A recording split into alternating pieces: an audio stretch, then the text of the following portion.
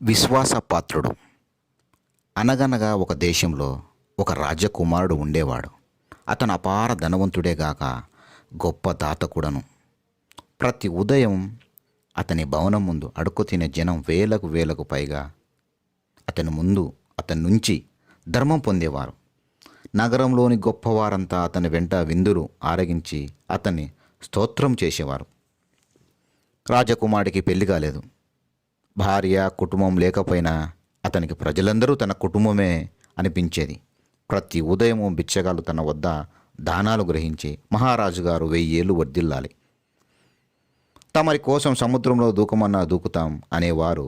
మధ్యాహ్నం గొప్పవాళ్ళందరూ రాజకుమారుడి వెంట విందులు ఆరగించి, మహారాజు గారే మాకు తల్లి తండ్రి, తమ కోసం నిప్పులో దూకమన్నా దూకుతాం అనేవారు.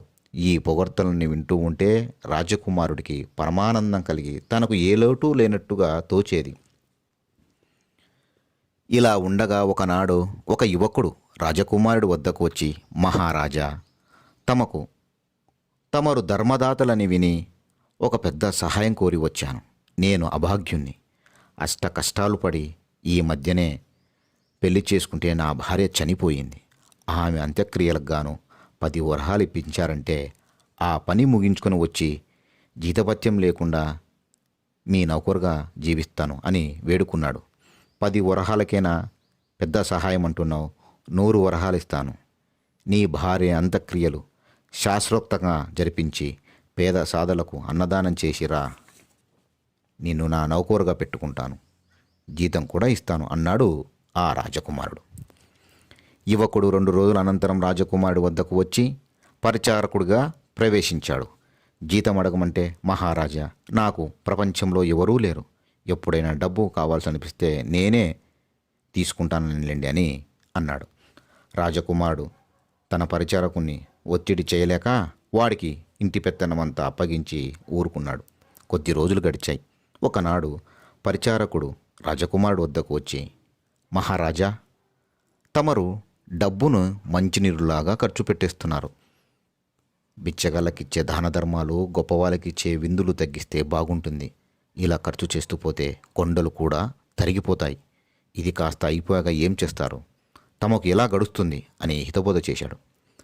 రాజకుమారుడు నవ్వి, ఎర్రివాడ, ఉన్నదంతా అయిపోతే ఏమిటి, నాకేం తక్కువ, పిల్ల జల్ల ఉన్నదంతా అయిపోతే నా రాజ్యంలో ప్రతి ఒక్కరూ నన్ను ఆదుకుంటారు. రోజు బిచ్చగాళ్ళు నా కోసం సముద్రంలో దూకమన్నా దూకుతామంటారు, గొప్పవాళ్ళు నిప్పులో దూకమన్నా దూకుతామంటారు. వాళ్ళంతా నాకుండగా నాకేం కొరత అన్నాడు. వాళ్ళ మాటలు నమ్మటానికి లేదు అన్నాడు పరిచారకుడు. ఆ రోజు విందు జరిగే సమయంలో రాజకుమారుడు తన అతిథులను, మిత్రులారా, నా కోసం అవసరమైతే మీరు నిప్పులో కూడా దూకడానికి సిద్ధంగా ఉన్నామని రోజూ చెప్తారు, కానీ మీ మాటలు నమ్మటానికి లేదంటున్నాడు నా పరిచారకుడు.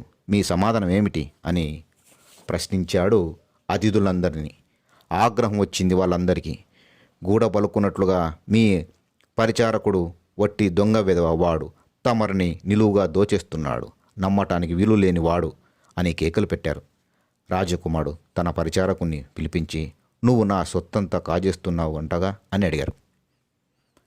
అది నిజమే మహాప్రభు, నేను తమ సొమ్ము చాలా తస్కరించాను అన్నాడు పరిచారకుడు.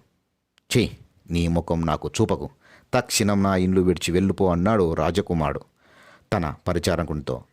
పరిచారకుడు నగరం దాటి నది అవతల ఒడ్డున ఉన్న తన భవనానికి వెళ్ళిపోయాడు.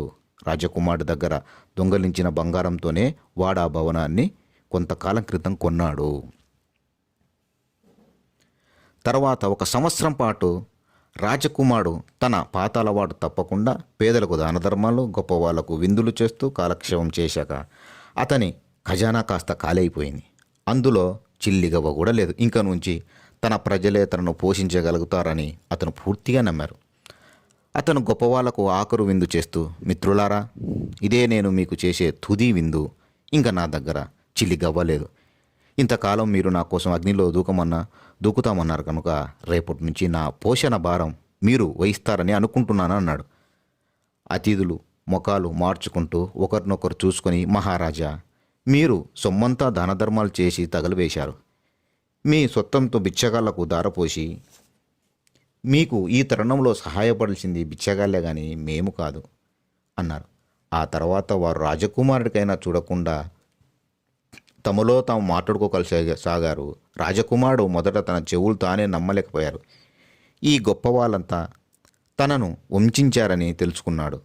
తర్వాత అతను తన దగ్గరకు వచ్చిన దాన ధర్మాలు పుచ్చుకునే బిచ్చగాలతో, మీకందరికీ ఇంతకాలం విరివిరిగా దాన ధర్మాలు చేశాను, నా కోసం సముద్రంలో దూకుతామని మీరు రోజూ అంటూ వచ్చారు. ఇప్పుడు నా దగ్గర ఉన్న సొమ్మంతా అయిపోయింది. అందుచేత ఇంక నుంచి నేను మిమ్మల్ని పోషించలేను, మీరే నన్ను పోషించాలన్నాడు.